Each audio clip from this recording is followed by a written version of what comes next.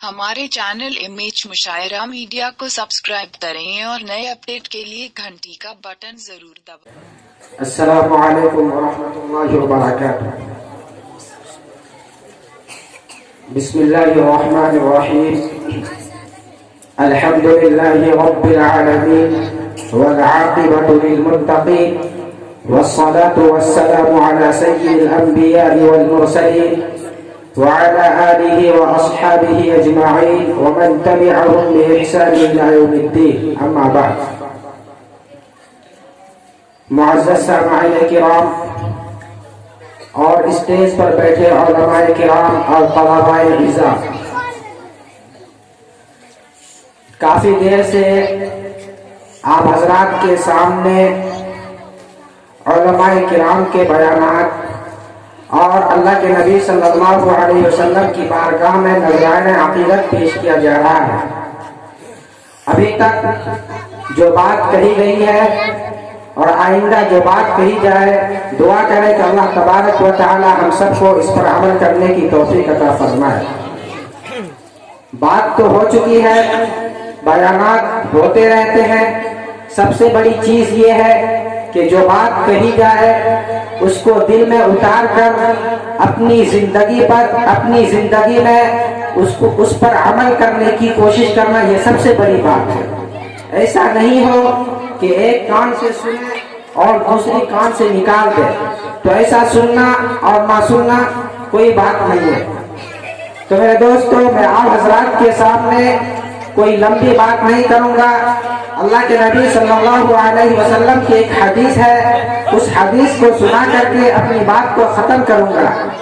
آج کل فتنے کا دور ہے، ہمارے سامنے طرح طرح کے فتنے اور مصائب آ رہے ہیں، ہم طرح طرح کے حالات سے دوچار ہو رہے ہیں، لیکن ان کے اسباب، ان کے وجوہات کیا ہے، ہم ان اسباب پر، ان وجوہات پر غور نہیں کرتے۔ اگر ہم غور کریں گے تو پتہ چل جائے گا اس میں جو کوتاہی ہے، اس میں جو کمی ہے، ان اسباب کے آنے کی، ان تکلیفوں کے آنے کی وجہ جو ہے، ان مصیبتوں کی آنے کی جو وجہ ہے، وہ ہماری غلطی کی وجہ سے ہے، ہماری کوتاہی کی وجہ سے ہے، ہماری غفلت کی وجہ سے ہے۔ اللہ تبارک و تعالی قرآن میں فرماتے ہیں، ظہر الفساد فی البر والبحر بما کسبت ایدی الناس۔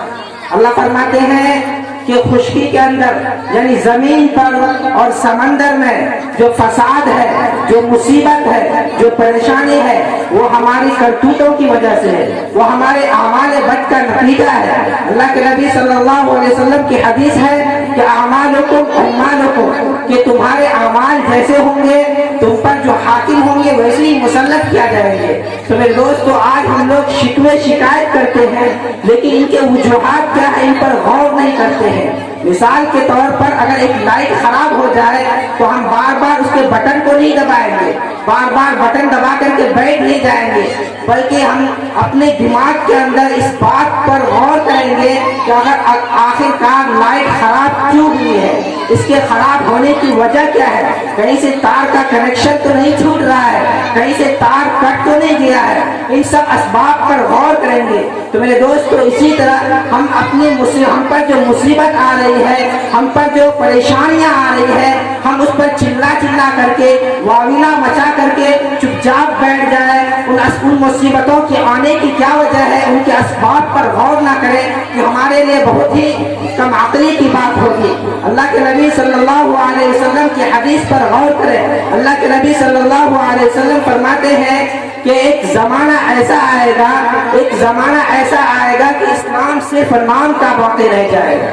اللہ کے نبی فرماتے ہیں، یوشک ان یأتی علی الناس زمان لا یبقى من الاسلام الا اسمہ، کہ ایک زمانہ ایسا آئے گا کہ اس میں صرف اسلام نام کا باقی رہ جائے گا۔ اسلامی تعلیمات سے اسلام کس بات کا تقاضا کرتا ہے، اللہ کے نبی صلی اللہ علیہ وسلم کی تعلیمات کیا ہے، اسلام کیا مطالبہ کرتا ہے، اسلام اپنے ماننے والوں سے کیا چاہتا ہے، مسلمان ان ساری باتوں سے بے خبر ہو۔ उन सारी बातों से बेखबर होगा। तो मेरे दोस्तों, अगर हम अपने गिरबान में मुंह डाल करके गौर करें और सोचें कि जमाना करीब करीब हम पर आ रहा है। अल्लाह के नबी सल्लल्लाहु अलैहि वसल्लम ने 1400 साल पहले पेशीन गोई करके गए थे कि एक जमाना ऐसा आएगा कि इस्लाम सिर्फ नाम का बाकी रह जाएगा। इस्लाम अपने मानने वालों से क्या चाहता है, मुसलमान उससे बेखबर होंगे। आज वैसा ही दौर आ चुका है। मुसलमान इस्लामी तालीमात से, इस्लामी अहकाम से बिल्कुल नावाकिफ है, बिल्कुल बेखबर है। मेरे दोस्तों, इसी वजह से अल्लाह के नबी सल्लल्लाहु अलैहि वसल्लम की हदीस है कि तलबुल इल्मी फरीज़तुन अला कुल्ली मुस्लिम, कि इल्म का हासिल करना इतना जरूरी है हर मुसलमान मर्द औरत पर, जिससे शरीयत को पहचान सके, जिससे हलाल और हराम की तमीज कर सके। इतना इल्म सीखना हर मुसलमान मर्द औरत पर फर्ज है। लेकिन इस पर कोई तवज्जो नहीं है, इस पर कोई तवज्जो नहीं है। इतनी गफलत हो रही है, इतनी गफलत हो रही है जिसकी कोई इंतहा नहीं है। सारी दुनिया की कौमें जाग उठी है, लेकिन मुसलमान कौम जो पहले से बेदार थी वह अब सो रही है। जो कौमें जागी हुई थी वह अब सो रही है। तो मेरे दोस्तों, अल्लाह के नबी सल्लल्लाहु अलैहि वसल्लम की हदीस है। इस हदीस के अंदर अल्लाह के नबी सल्लल्लाहु अलैहि वसल्लम ने 3 पेशीन गोई की है। इन 3 पेशीन गोई को सुने और उन पर गौर करें और फिर सोचें कि हम पर जो मुसीबत आ रही है, हम पर जो परेशानियां आ रही है, हम पर जो तकलीफें आ रही है, हम पर जो बलाई आ रही है, इसकी वजह क्या है। अल्लाह के नबी फरमाते हैं, सबसे पहली पेशीन गोई कि जमाना ऐसा आएगा मेरी उम्मत के अंदर कि सिर्फ इस्लाम नाम का बाकी रह जाएगा। इस्लामी तालीमात से बिल्कुल नावाकिफ होंगे। इस्लामी अखलाक, इस्लामी किरदार, इस्लामी तहजीब से बिल्कुल बेपरवाह होंगे, बिल्कुल ना अनपढ़ होंगे। मेरे दोस्तों, आज हमारे अखलाक क्या है, आज हमारे किरदार क्या है, आज हमारा दूसरों के साथ क्या हुस्न सुलूक हो रहा है, इस पर गौर करें। आज हम इतने, हमारा मुआशरा इतना गिर गया है, हमारा मुआशरा इतना खराब हो गया है, हम इतने बदचलन हो गए हैं, हम इतने बदअखलाक हो गए हैं, हम इतने बदकिरदार हो गए हैं कि गैर हमारे नाम सुन करके हमसे दूर भागते हैं। एक वक्त वो था कि मुसलमानों का नाम सुन करके, मुसलमानों के किरदार को देख करके, मुसलमानों के अखलाक को देख करके दूसरे लोग इस्लाम में दाखिल होते थे। लेकिन आज हमारा किरदार इतना गिर गया है, इतना बदतर हो गया है, इतना बेकार हो गया है कि मुसलमानों का नाम सुन करके दूसरे लोग हमसे नफरत करने लगते हैं, दूसरे लोग हमसे नफरत करने लगते हैं। आखिर इसकी वजह क्या है? इसकी वजह सिर्फ यही है कि हमने इस्लामी तालीमात को अपनाया नहीं, हमने इस्लाम को जानने की कोशिश नहीं किया। इस्लाम हमसे क्या चाहता है, हदीस हमसे क्या मुतालबा करती है, पुरानी तालीमात क्या है, हमने इस पर बिल्कुल भी गौर नहीं किया। अगर हम गौर करते, अगर हम जानते तो हमारी हालत आज भी नहीं होती। तो मेरे दोस्तों, अल्लाह के नबी सल्लल्लाहु अलैहि वसल्लम की पहली पेशी हुई। अल्लाह के नबी फरमाते हैं तो एक जमाना मेरी उम्मत पर ऐसा आएगा कि सिर्फ इस्लाम, मुसलमान सिर्फ नाम के बाकी रह जाएंगे। और दूसरी पेशी हुई, अल्लाह के नबी फरमाते हैं कि अल्लाह के नबी सल्लल्लाहु अलैहि वसल्लम की दूसरी पेशी हुई। अल्लाह के नबी फरमाते हैं कि एक जमाना ऐसा आएगा कि सिर्फ कुरान के नक़ूश बाकी रह जाएंगे, कुरान के हुरूफ बाकी रह जाएंगे। इसके 2 मतलब हैं। इसके मतलब ये भी हो सकते हैं कि कुरान पढ़ने वाले बहुत कम हो जाएंगे। अगर उसके पढ़ने वाले होंगे, अगर उसके पढ़ने वाले भी होंगे तो कुरान क्या चाहता है, कुरान की आयत हमसे क्या मुतालबा करती है, इससे लोग बिल्कुल बेखबर होंगे।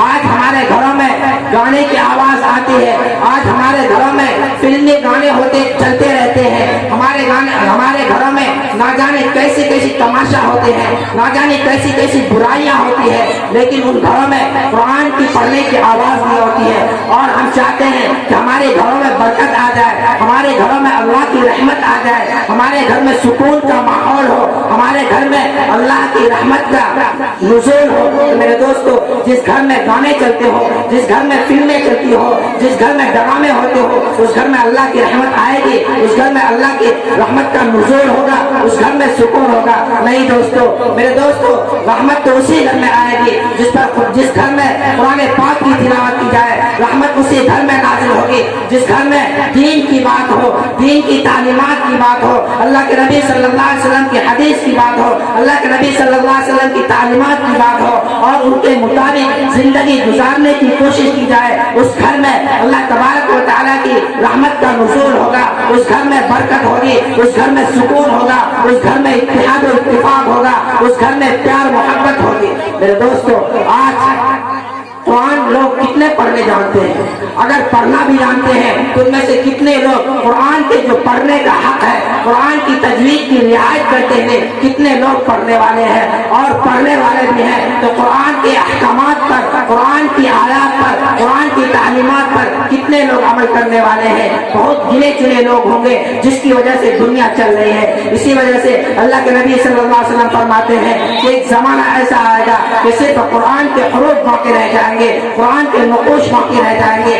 آج کوئی گھر بھی ایسا نہیں ہوگا جس گھر میں قرآن نہ ہو، ہر گھر میں قرآن ہے، قرآن طاقوں میں سجا کر کے رکھا ہوا ہے۔ وہ قرآن پہ اتنے گرد و غبار جم جاتے ہیں، اتنے دھول پڑ جاتے ہیں کہ سال بھر میں اس قرآن، جب ہم اپنے گھر کی صفائی کرتے ہیں تو اس قرآن کو صاف کر کے پھر اسی جگہ محفوظ کر کے رکھ دیتے ہیں۔ کیا قرآن گھر میں طاقوں پر سجانے کی چیز ہے، طاقوں پر زینت بنانے کی چیز ہے؟ نہیں، قرآن تو پڑھنے کی چیز ہے۔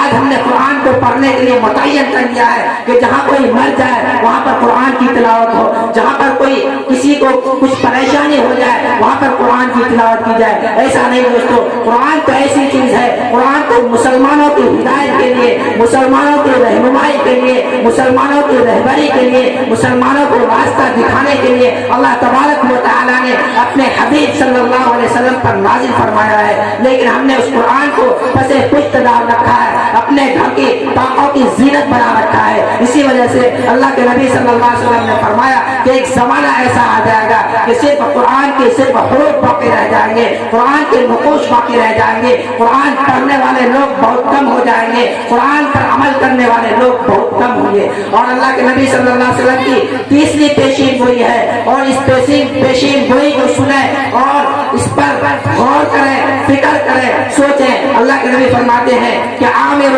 مساجد وہی خراب من الہدی۔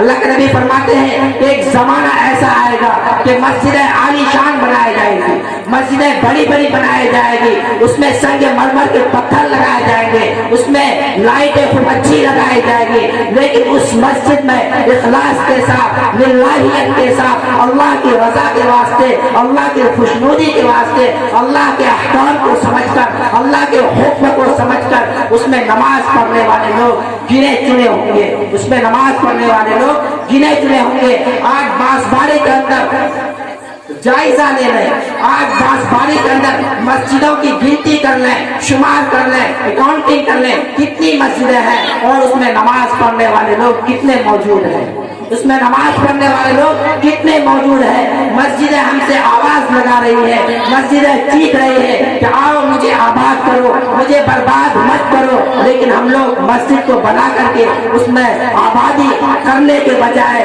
ہم اس سے بے خبر رہتے ہیں۔ مسجدیں ہم سے مطالبہ کرتی ہے، ہم کو پکار کر کہتی ہے کہ آؤ مسجد میں ہم کو آباد کرو، اللہ کے گھر کو آباد کرو، تو اللہ تبارک و تعالی ہمارے گھر کو آباد کریں گے۔ تو میرے دوستو، اللہ کے نبی نے فرمایا کہ ایک زمانہ ایسا آئے گا کہ مسجدیں عالی شان بنائی جائے گی، بڑی بڑی مسجدیں بنائی جائیں گی، لیکن اس میں اخلاص کے ساتھ نماز پڑھنے والے لوگ بہت کم ہوں گے۔ کسی شاعر نے کیا یہ خوب کہا ہے، مسجد تو بنا دی شب بھر میں، ایمان کی حرارت والوں نے شب بھر رات بھر میں، مسجد تو بنا دی شب بھر میں، ایمان کی حرارت والوں نے، من اپنا پروانہ پاپی भी था पर 100 में नमाज नहीं पढ़ न सका।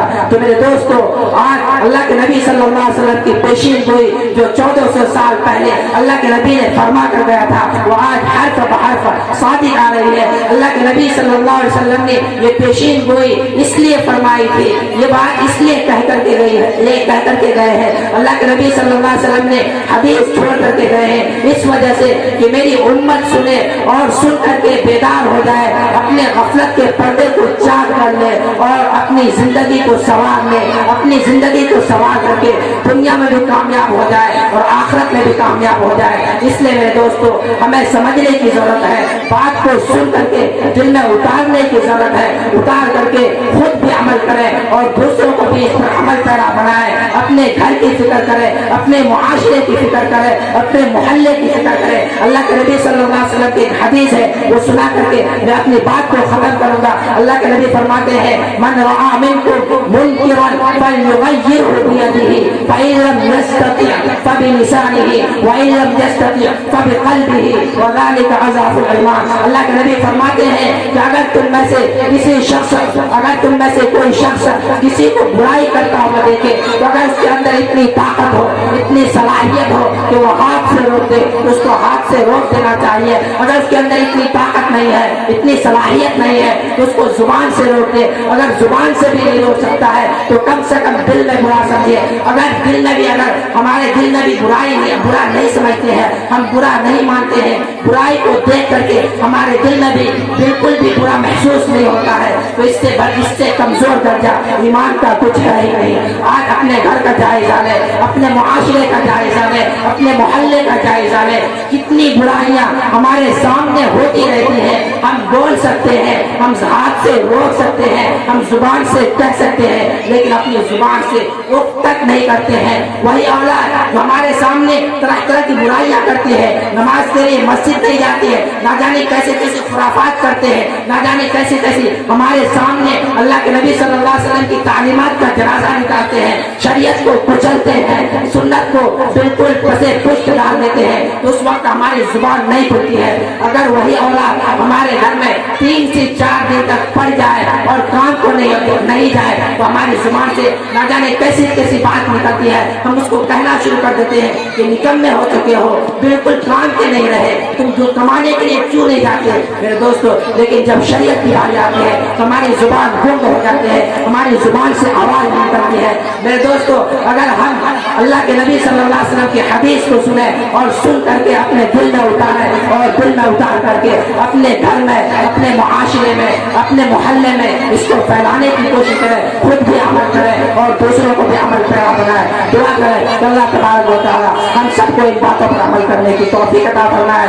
और जिन भाइयों ने ये दीनी प्रोग्राम किया है, जिस मकसद के लिए किया है, हम सब इससे बखूबी वाकिफ है। अल्लाह तबारक व तआला उस बच्चे को सेहत कामिला आजिला मुस्तमिरा दायमा अता फरमाए और उसकी उम्र में बरकत अता फरमाए और हर किस्म की परेशानी से, बला से, मुसीबत से निजात अता फरमाए। व आखिरु दावाना अल्हम्दुलिल्लाह। माशाअल्लाह, बहुत ही प्यारी कीमती बात हो रही थी।